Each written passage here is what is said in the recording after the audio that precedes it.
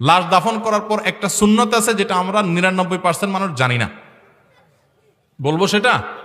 সে আমলটা হলো, লাশ দাফন করার পর মাটি দেওয়া শেষ, কবরস্থ করা শেষ, এবার যারা কবর দাফন কাজে শরীক হয়েছেন তারা সবাই কেবলামুখী হয়ে হাত তুলে আল্লাহর কাছে ওই মুর্দার জন্য দোয়া করবেন, এটা সুন্নাত।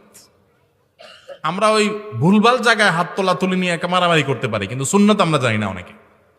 নবী সাল্লাল্লাহু আলাইহি সাল্লাম মাটি দেওয়ার পর কেবলামুখী হয়ে বলতেন, সালু লি আখিকুমুত তাসবিহ, ইস্তাগফিরু লি আখিকুম ওয়া সালু লাহুত তাসবিহ। তোমাদের ভাই যাকে দাফন করলা, যে লোকটাকে এখন লাশ দাফন করলা, তার জন্য আল্লাহর কাছে এখন ক্ষমা প্রার্থনা করো আর দোয়া করো সেই যেন এখন মুনকার নাকিরের প্রশ্নের জবাবে ঈমানের উপরে ঠিকঠাক থাকতে পারে।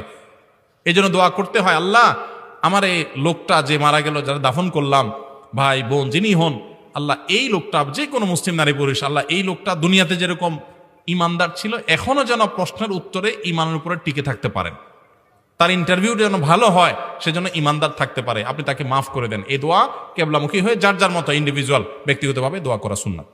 মহিলাদের জন্য তিতা করল্লার আমল হলো স্বামীর আনুগত্য করা। আজকাল মহিলারা পর্দা করতে রাজি, বোরকা পড়তে রাজি, হাত মোজা দিতে রাজি, পা মোজা দিতে রাজি, তালিম করতে রাজি, নামাজ পড়তে রাজি, তাহাজ্জুদ পড়তে রাজি, সব করতে রাজি, কিন্তু কি করতে রাজি না? স্বামীর কথা শুনতে রাজি না। এই বেটার কথা শুনবো, বেকুবের মতো কথা বলে, এটা কোনো যুক্তির কথা হইলো?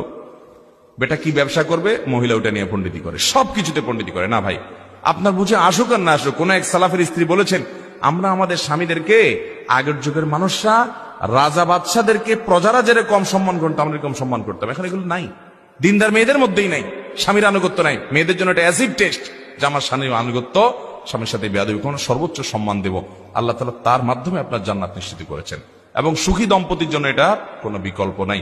ওই পশ্চিমাদের নাচানাচিতে নাচানাচি করিয়েন না, ওদের সংসার শেষ, ওদের লাইফ শেষ, ওদের সুখ শান্তি বলতে কিচ্ছু নেই। দেখেন না, যত আওয়াজ করে বিয়ে হয় তত আওয়াজ করে ভাঙে। আল্লাহর বিধানের বাইরে শান্তি